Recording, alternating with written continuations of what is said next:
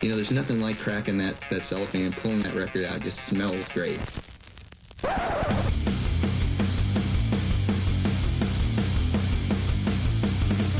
Welcome to BODS Mayhem Hour. Non-stop hardcore energy. I love the show, guys. You're awesome. Unlike any other. With your host, John the Bod, a.k.a. The Bodfather. Man, this stuff rocks. This is Wednesday 13, and you are listening to BODS Mayhem Hour. The views and opinions of the guests do not necessarily reflect the views and opinions of BODS Mayhem Hour, its staff, affiliates, or sponsors. Parental discretion is advised. Welcome to BODS Mayhem Hour.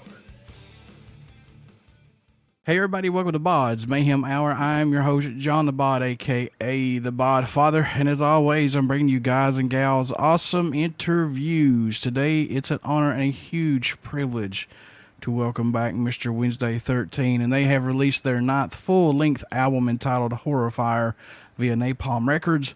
Horrifier is the follow-up to 2019's album Necrophaze. Also check out their current singles from Horrifier album, You're So Hideous and Insides Out. I want to welcome back Mr. Wednesday 13. How you doing, my friend? Doing good.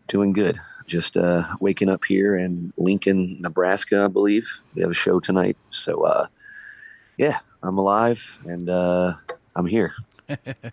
How excited are you to have the new album Horrifier out right now, man? How's it feel to have this 9th studio album under your belt and out to everybody now? Oh, it's such a relief. It's a brick off my chest. It's, it's like that with every release. I mean, like we started recording this album, this time last year. So it's taken a whole year for all the work to go into it, the music, the recording, the artwork, the videos, the everything. It's a lot of work, to get these albums out and get these releases. It's and I always treat my records, like they're my kids, are priority. Like they got to be perfect. Everything's got to be perfect on them. So I'm a perfectionist when it comes to that. So I'm also, my own worst critic. So whenever I record something, I'm constantly overthinking it and thinking, oh my God, are the fans going to like it? Are they going to think this is cool? Are they going to think this is shit? What do I do?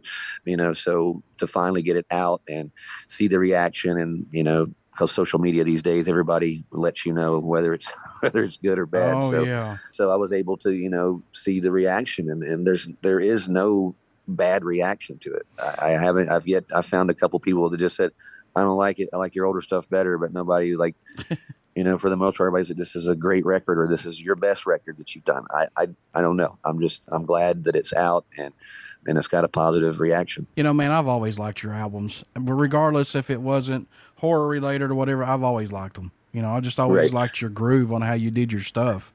And thank you. And you're right, man. Everything's not everybody's cup of tea. If you don't like it, don't trash it. Just move on. Exactly. Horrifier is the band's 9th album, like I said previously, but was it crucial for you guys to go back to your roots of more of a horror-related songs on this album, or no? To be honest with you, I didn't really even think about it like that. I mean, anytime I go in with an idea or something, it usually falls short of what I wanted to do. So I just kind of let what's natural happen. Like, for example, like some of the earlier songs I wrote, in early 2020 before we started recording was Good Day to Be a Bad Guy. I wrote that. It was one of the first songs I wrote, that and Hideous. And I was like, oh, these are catchy. These kind of remind me of old school Wednesday. And I think that was probably because I had wrote the guitar parts for those songs. And I haven't done that on the last couple of albums. I let the band handle a lot of the guitar writing and stuff. And I just mainly handled the vocals, but this time I did a little more in the music department then. So I think maybe that's why it's kind of got a little more old school vibe to it, because that's just the way I write. But it wasn't necessarily a conscious thing to do, but I wanted to put a record out that was reflective of all the albums, not just the first one, or not just, in my mind, when I look at the record and I see songs like Hideous and Good Day to Be a Bad Guy and even Haddonfield, those kind of sound like something that could have been on my first couple of albums. Then you get a song like Insides Out that sounds like, just Godzilla dragging his dick. It's just like it's a brand new heavy thing for us. So like I said, there's a little bit of the old school there, and then there's plenty of new as well. I'm always trying to move forward. I don't want to keep repeating myself and doing the same thing, but it's always good to go back and do a little bit of what you've did in the past, So I just didn't want to make it be just like that. I didn't want to have a record that was all good day to be a bad guy. So this is a good representation of all my albums. This is the 9th one, so I wanted it to be good, and I wanted it to stand up and give people, basically, I tell people it's like a greatest hits of brand new songs you haven't heard yet. Stay fresh, because everybody wants to keep pushing forward, and once you start being stale, it's just, you get bored with it. Yeah, if I get bored with it, I change, and that's why I'm always doing different stuff. It'd be really easy to stick to the formula I did on the first album, or and just keep doing that, but that was boring to me. That's why I stopped and started experimenting and everything. It's like I've been playing music since I was 15 years old, and I'm turned 46 this year. So it's like I can't do the same thing. I have to change it up. Do you feel, Wednesday, that there should have been more albums in the Wednesday 13 music library? Do you feel like there should have been at least more than 9 possibly, or are you just happy with the 9 that you have? I look back and look at other bands and go, wow, I'm on my 9th. I think Slipknot just put out their 9th album, or maybe their 8th. I'm not sure. And they've been around almost 7 years before I started Wednesday 13. So to go, wow, I'm already at that level. I mean, I don't even think Motley Crue only has like 9 albums, and they've been out since I was a kid. You know what I mean? So to know that I've got 9 albums out, it's almost too many. Yeah. compared to a lot of bands in some ways. But my favorite bands growing up were Kiss and Alice Cooper in the 70s, and Kiss the same. And those guys were putting out an album a year, sometimes almost 2 a year. Some of the best stuff they ever did. So that's kind of my influence on that. And that's probably why I have so many records. So I have 9 Wednesday 13 albums, but also in that 20 years, there's 2 Murderdolls. There's my side project, Bourbon Crow, that had 3 albums, and my other band, Gunfire 76, that had an album. So I'm more close to 15 albums in this 20-year space. And then if you go beyond the 20 years, and you got my previous band, Frankenstein Drag Queens, you have 6 albums. So it's just, music has been my life, and I've dedicated my life to music. So let me ask you this question. I know that you're always going outside that box for Wednesday 13, but do you feel like the band has hit its maturity and stride with the music, or are you still just scratching that surface for Wednesday 13's music? The band, and I have my lineup are my best friends, I've had a solid lineup with the exception of switching up drummers just a couple times. Everybody else has been solid and on board, and we know how to do what we do now. So I really felt on maybe before then, but I really felt like on the 2017 Condolences record, we hit our stride, and I went, man, we're a tight unit. We're a good band. We can stand up to any other band, and it just, it felt right. You used the word maturity. I hate to use that word, but you're right.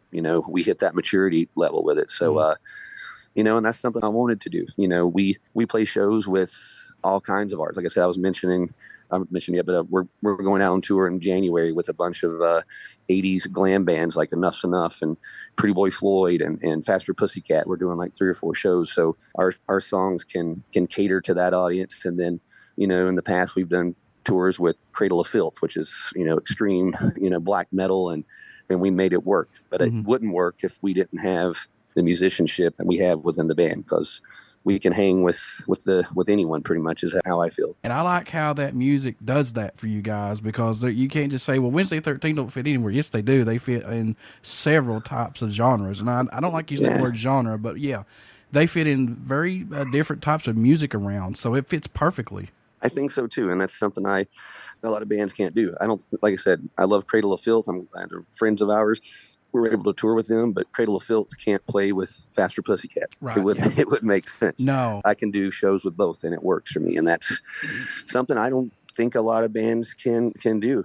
Just because I think the influence of what we do comes from everywhere. It comes from the 80s, all the bands I grew up on, but I also am a big fan of White Zombie, Pantera, and those heavier type guitar riffs, but still good music. And so I just incorporated that into some of the hair metal kind of stuff that I do or listen to. And that's the magic potion, I guess. Although I would like to see Faster Pussycat on tour with Cradle of Filth. That would be kind of cool, though. That would be bizarre. Yes, I it love would. I love both of those bands. It's just cool that we can actually go on tour with bands like that and cater to the audience. That's a cool thing. What led the track "You're So Hideous" to be the first song released off this album? What was it about that song that said that's got to go out for us first? Because it's got again, I'm not ever dreaming or thinking I'm going to have a hit single or a radio song or anything like that. But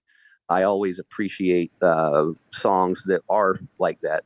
So with Hideous, it's got I won't use the word cliche, but I tried to, like what makes a good hit song. So that song starts off with the chorus. It ends with the chorus. It's catchy. It was just, I knew instantly, I was like, this would be what I would consider a single. And then once the label heard it, they were like, oh, absolutely. That should be your very first song. It's catchy. And it reminded them of the older stuff. So I don't know. It had all the ingredients. And I learned from Joey Jordison, my buddy who passed away last year. Mm-hmm. I learned a lot from him. And one things he told me a long time ago, he was like, if you can start a song with the chorus and ends with the chorus, you got a fucking hit. Yeah. And I'll never forget him telling me that. And when we did that song, I went, there we are. That's how you do it. I just want to say this right quick, and we're going to talk about Joey here in a little bit, but I just want to say as far as the Murderdolls, and I'm not saying it's just because you're on here, but I loved that music. And the one song that really hit me was your guys' cover of Billie Eilish's White Wedding. That song was just mind-blowing because I've heard Gob do it. I think it was Gob. Yeah, it might have been Gob or the Enkindles. But, I mean, every version that I've heard has just been mind-blowing. It's like, my God. I mean, everybody's took that song and just, like, killed it. I mean, in a good way, not a bad way. Right. I mean, they have just, like, taken it to another level. So kudos to you guys on that as well. Thank you. Yeah, that was an idea.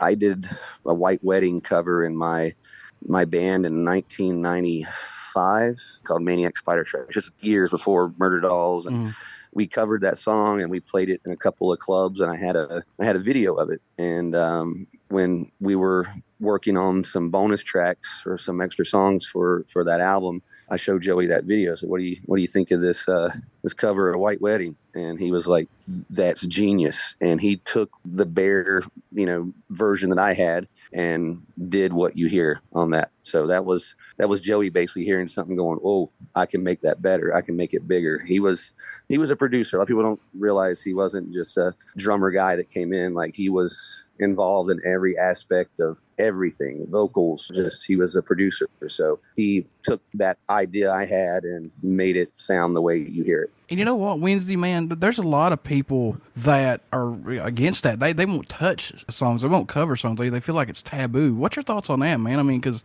I feel like if you could do it justice, knock it out of the ballpark. Yeah, I mean, I like covers. I haven't recorded a lot of them. White Wedding was something that we did and it worked, but I really haven't done that many covers over the years. But yeah, if you can do it justice and do it right, then yeah. But there's sometimes if it's not worthy of the original or even worth people listening to, then just don't even bother. So for me, covers are fun, but they also aren't absolutely necessary to do every time. I think the last cover we did was on Necrophaze, and we covered Wasp, Fuck Like a Beast, and I'm so proud of that version of that song. It sounds to me, it's as good and angry and just it has everything that the original had, and then it also has my friend Alexi Laiho from Children of Bodom play guitar on it and sing on it, so it's just got everything that it needed. And so that was another song I was really, really proud of that we did a cover of. It is very hard to replicate and sing the way Blackie Lawless sings, so to be able to pull that off and do it justice, I was very happy with that. Not many can do that. Not many can do that at all. That's for sure. Was there a song on this new album, Horrifier, that totally ended up sounding different than it was intended to, Wednesday 13th? I think everything else was pretty well thought out. There was nothing that, I think for the most part, everything got better than I hoped. A song like the Insides Out song was one that was it just kept changing and changing for the better. We just kept adding to it. Like it was just it was like a work in progress. So like when I first heard the music, I'm like, how the hell am I going to sing over this? Like, what do I sing over that weird guitar riff? What do I do? You know, but once I got my hooks into it, I was like, oh, this is easy. And we just started adding to it. Like, I think Insides Out didn't really have that bridge part in the middle at first. So we kept adding to it. It was like, this song is good, but it needs one more level to it. And we did. So yeah, I mean, certain songs will change, but I don't think anything went too far away from the original idea. Any track standing out more to you than any right now on this album? I know these are your babies, man, and I know you're very close to these, but do you have any that stick out for you personally? I like all the songs. Mm-hmm. You know, I don't ever try to put a record out and put any filler songs. My favorites are Good Day to Be a Bad Guy. That's just and I like that song because we play it every night live. And by the time, you know, a lot of people know it now, but a lot of people still don't know it. But I tell everybody every night, I'm like, if you don't know this song, you're going to know it and it's going to be stuck in your head for the next day. And it works like that every night. So that's one of the standout tracks. But like personally wise, the last track on the record, The Other Side, is another close personal song to me because I wrote that song about Joey and my mother, who I both lost during the pandemic those years.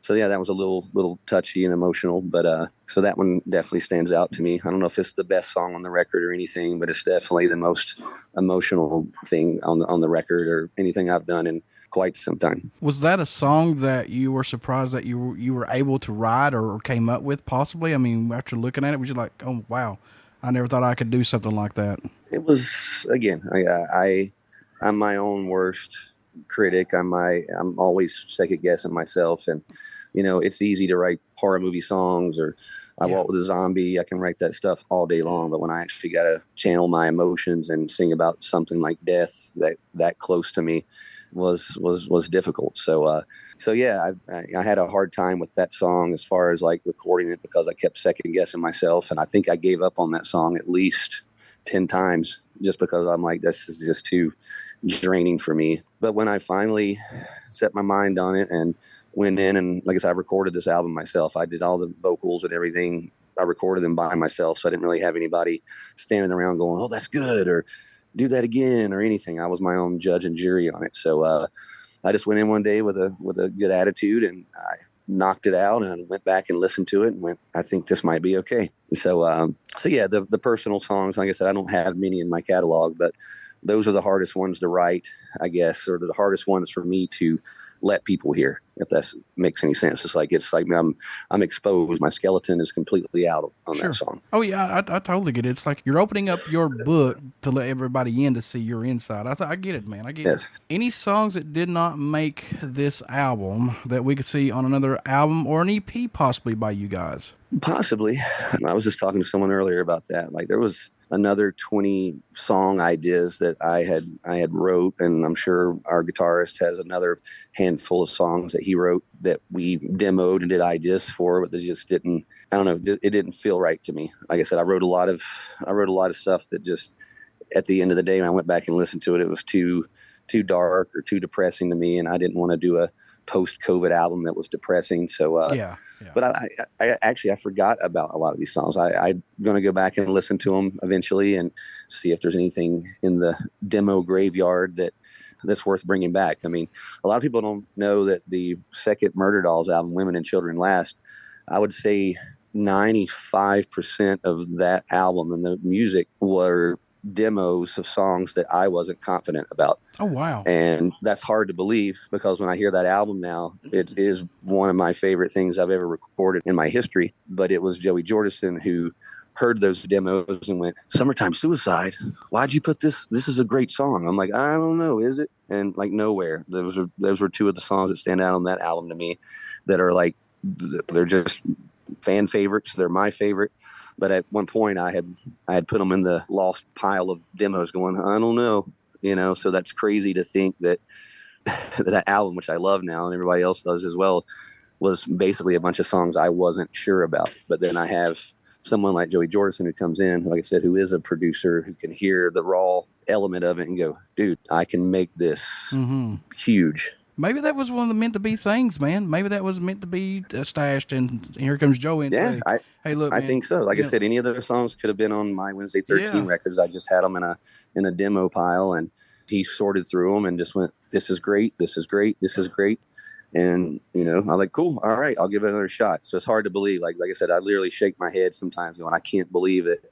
I almost didn't record Summertime Suicide or Nowhere or those songs." So were there any songs that were left off the Necrophaze album that made this album Horrifier possibly, or no? I don't think so. Okay. I think we started from scratch on this. There wasn't any I think the only song that I found in the demo pile from years ago was the Christine song, just the music to it. And it was listed on my demo thing as, it just said Christine. I went, "Oh, I remember fucking with this one. All right." So that was the only one that was kind of old from the past that I worked up. But I don't even know when I came up with that. It was just on this old recorder that I had. And so that could have been from 2015 as far as I know. Man, I got to talk about this artwork on this Horrifier album. It's brutal. This is absolutely amazing. It's just like a mixture of Castle Grayskull and Dracula's castle. But that's exactly what I told my artist to make. Those are the ingredients. I said, make my Castle Grayskull, make my Skeletor Snake Mountain, and make it what Wednesday 13's Castle Grayskull would look like. See, folks, there you go. I know my stuff. Yeah. So is there an album, Wednesday, that you want to make but just haven't pulled that trigger yet, man? Is there anything that's stuck down below that you say, "I want to do this one day"? I don't know. I mean, I pretty much touch on a lot of stuff on each record. I mean, some of our stuff, like on the Necrophaze album, like a song like Zodiac had, we incorporated keyboards into it, or synth keyboards, and what I like to call the John Carpenter synth style, and we put our music over it. And like a song like Zodiac was super cool to do that with, So I'm glad I was able to do that. I wouldn't mind doing a whole album of songs like that based with some keyboard into it. Not make it industrial, but make it the way I hear it in my head, if that makes sense. If I could put heavy metal music to John Carpenter's soundtrack music and put lyrics over it, that would be something I'd like to do. I got to know this, though, man. If Joey hadn't passed away, do you think that we could have seen something from you and Joey upcoming possibly, or maybe a Murderdolls one-off reunion show possibly, maybe? Well, 100%. I was talking to Joey about it. We had been in touch. We had ideas. Like I said, when I wrote Good Day to Be a Bad Guy early in the pandemic, like in the first couple months being home, and I wrote that song, and instantly I went, "This sounds like Murderdolls." And I texted Joey and said, "Hey, dude, I know the world's shutting down right now. We got, I don't know how long it's going to be before we're back out. Would you want to do Murderdolls? I got a song. I got a record deal. I got this. And he wrote back, "I'm interested. I'd like to do this. I've got 2 projects I'm working on, blah, blah, blah. Let's talk about it later." And then about a month before he passed away, we were texting again, and we were talking about Murderdolls and talking about music and just, just picking up right where we left off. And then he passed away. So there would have been, without a doubt, there would have been another Murderdolls. And it's sad to know that he and I can't do that again. Yeah, that is very, very sad. And I got to know this, man, since me and you both are very big, huge horror fans. What upcoming horror films are you excited most to see Wednesday? Like Halloween Ends, Terrifier 2, Hulu's Hellraiser, which I'm very interested in Hulu's Hellraiser. I definitely want to check that out. I'm not a big fan of new horror movies. Nothing's really grabbed me over the years. I haven't even seen the first Terrifier. I'm interested in it. I plan on watching that when I get home. I'm going to give it a shot. I went and saw the new Halloween movie the other night. I've been watching the Halloween films for, since they started, everything from the first one to Season of the Witch to everything. And like I said, I don't like to bag on anything if I don't like it, but I can just say that was not what I what I wanted or expected, no. But I had to give it a shot. But for some people, maybe they'll enjoy it, but for me, it just wasn't what it should have been. So, man. But I did see the preview of a movie called Megan about this little doll type artificial kid toy thing that looks like a really weird, bizarre version of like Chucky meets that movie Magic with Anthony Hopkins back in the 80s. It's just bizarre. I don't know. I saw the preview for it. I'm like, all right, I think I'll watch that.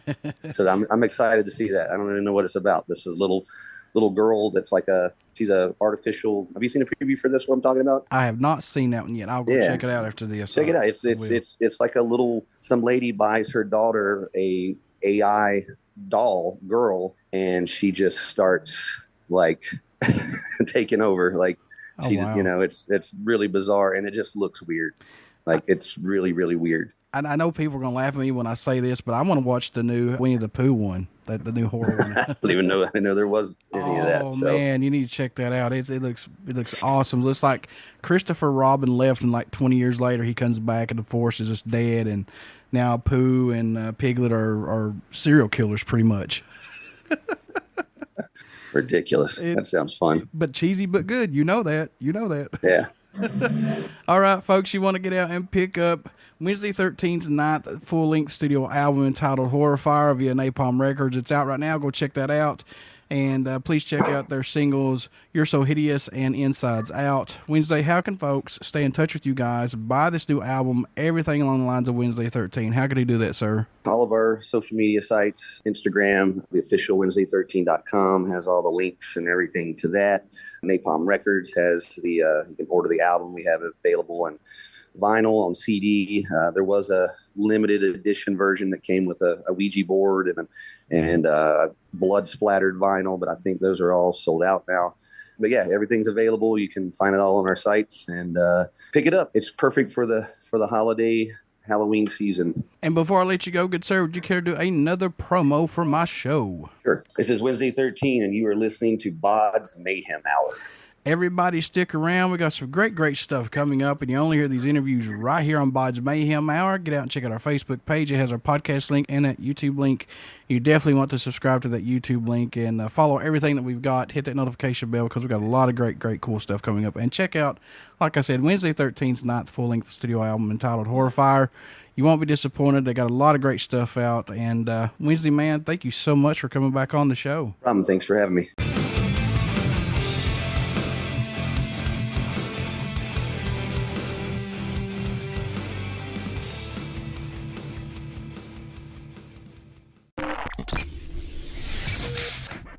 You're listening to BODS Mayhem Hour.